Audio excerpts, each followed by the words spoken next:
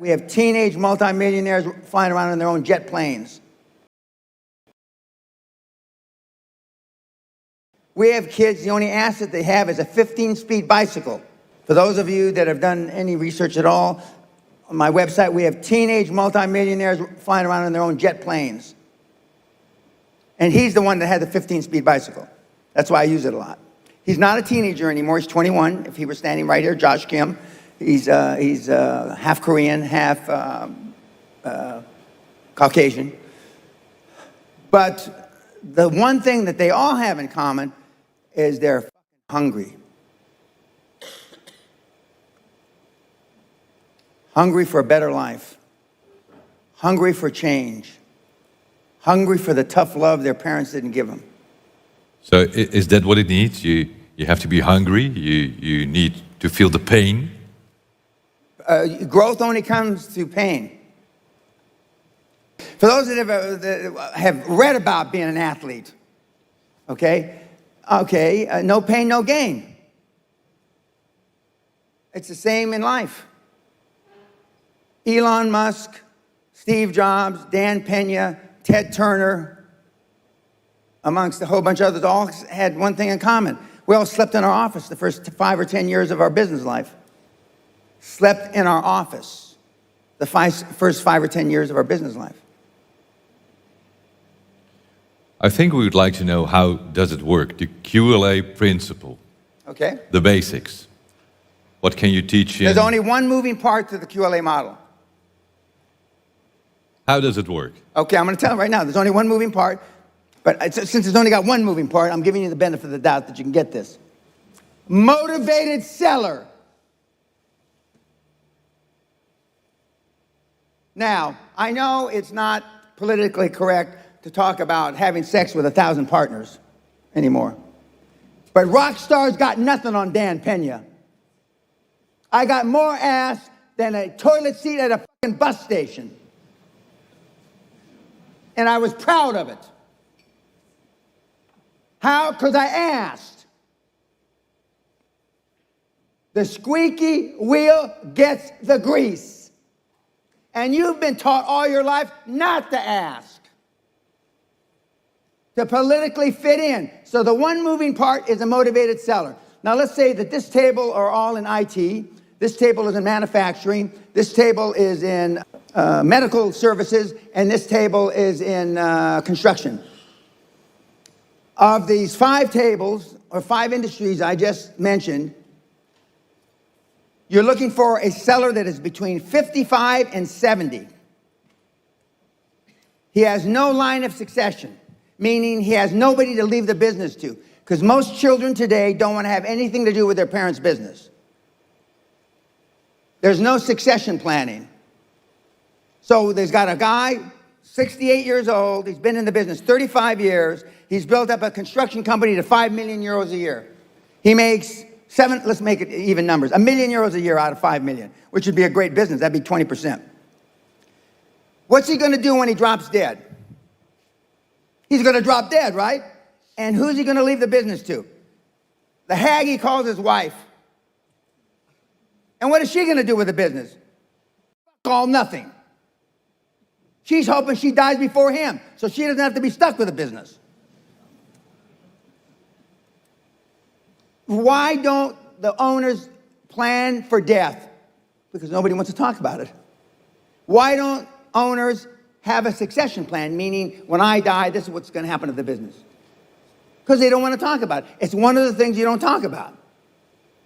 It's the only thing I talk about. Okay, so you got a motivated seller.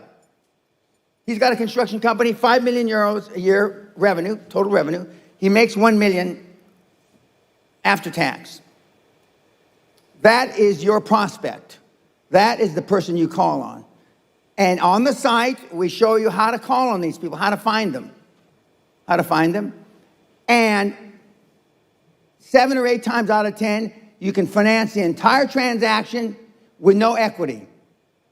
You can finance the entire transaction with commercial debt, or as you say in this country, debt. Commercial debt. Meaning you don't have to have any fucking money.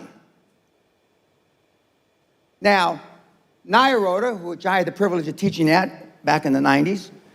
Erasmus, which I had the privilege of teaching at back in the 90s. And at University of Amsterdam, which I had the privilege of teaching at back in the 90s, I used to ask the question, how many classes have you had in buying a business? Nobody raised their hand. How many classes have you had in selling a business? Nobody raised their hand. How many classes have you had in leadership? Nobody raised their hand. Now, I'm here to tell, because I checked last week, those three fine universities still don't have any classes in those three subjects. So they're not teaching you how to sell your business. They're not teaching you how to buy a business. Arguably, they're only teaching you how to run a business.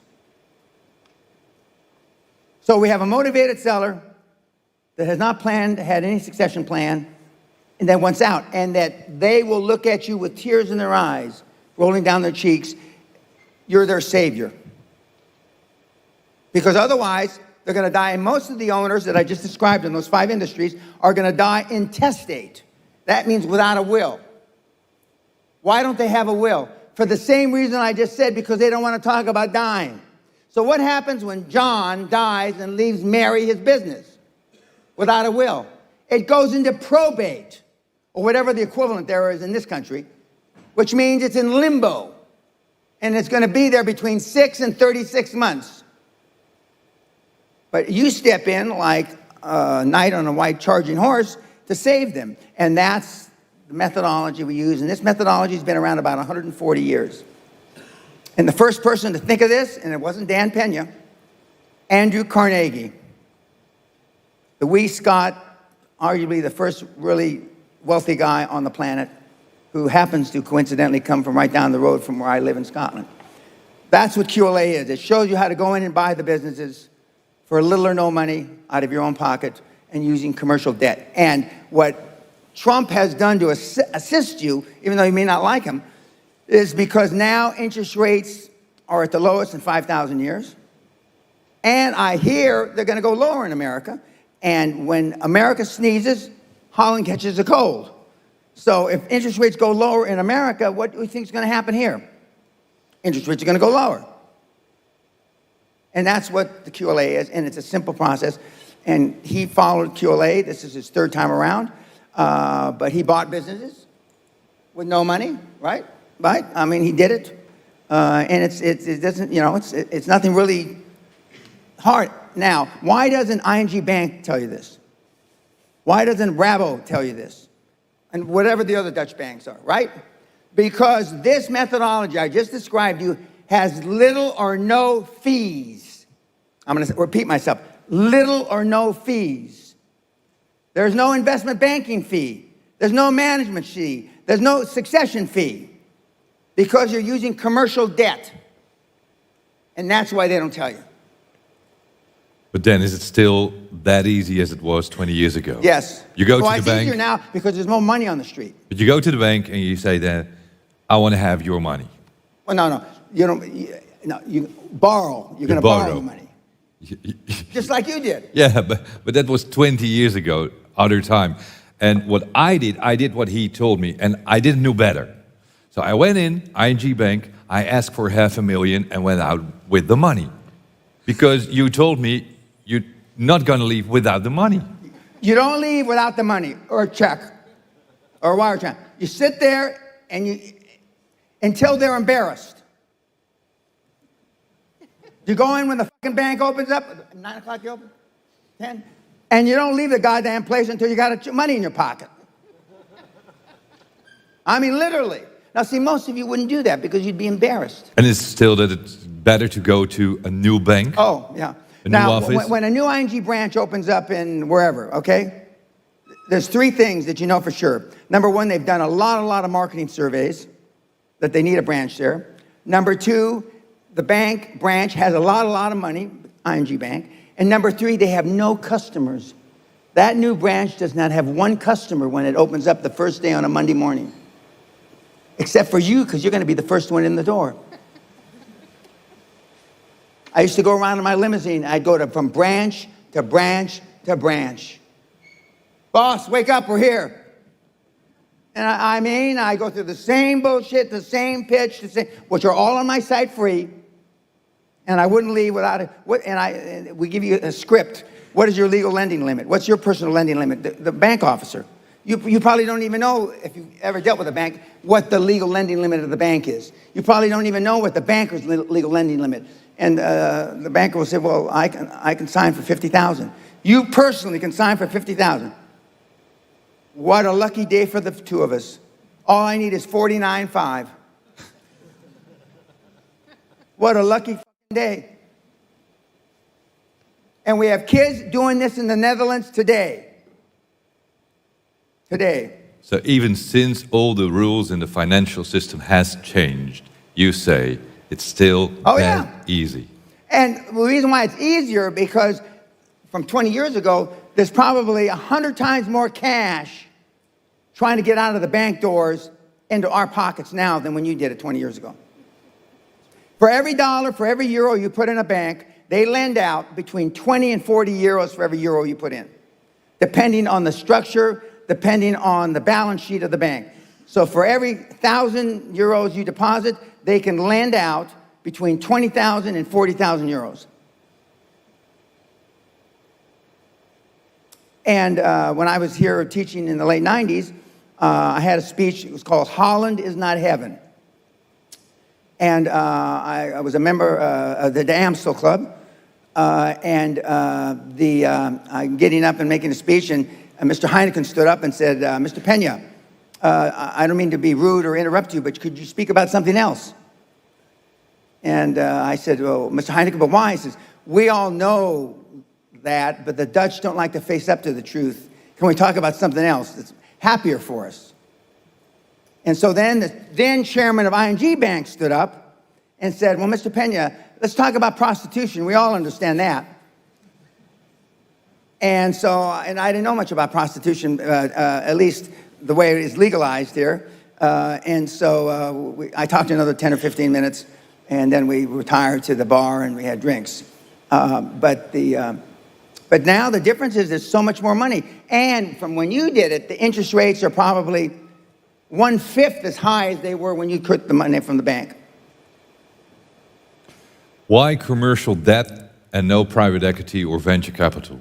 Because when you take private equity and venture capital, they're going to want the lion's share of the ownership of the business. The famous story is when Steve Jobs and Wozniak started Apple, they got an investment of $91,000 from a guy named Marcellus. He took a third of the equity, and Wozniak and Jobs took a third each. Now, that $90,000, they take 90% and leave 10% to the founders or the owners. But it's too easy. It's too easy. And when you know that the banks, 75% of all bank loans on the planet are made the last 90 days of the calendar year. I'm going to say it again. 75% of all bank loans made in the world are made the last 90 days of the year. Why? Because they want to get the money out the door so they can pay Christmas bonuses. Now that's a pretty shitty reason. But if the bankers were fucking smart, they wouldn't be fucking bankers, would they? For that very reason. So back to the beginning. You find a motivated seller. Amen. Or more. Is everyone motivated? Because No. sometimes you want to buy another business. And he's not motivated, and you want to have it. Well, then you can do a joint venture. A joint venture by accounting standards is a 50-50. Joint ventures are not 80-20 or 70-30, they're 50-50. Because he may not be motivated today, but let's say he's only 57 and he wants to retire when he's 65. You buy 50% of his business, you're his 50% partner for the next 6 or 7 years, and then you buy the next 50% at the end of that 6 or 7 years. But 9 times out of 10, they won't last till they're 65. When they see that they've turned over the reins, so to speak, and they've turned over the leadership, and they've turned over the controls, and you really know what you're doing, then they'll probably last 2 or 3 years and they'll run out. But nobody wants to, well, unless you're having sex, nobody wants to die in the saddle. I mean, you don't. You want to die and go to where you live in the sun and sail your boat around. And so it's not that hard. But they're not going to call you. So if you're waiting for the motivated sellers to knock on your door, which most of you will, not just this group, any group I speak before, you know, they're not going to knock on your door. Just that doesn't happen.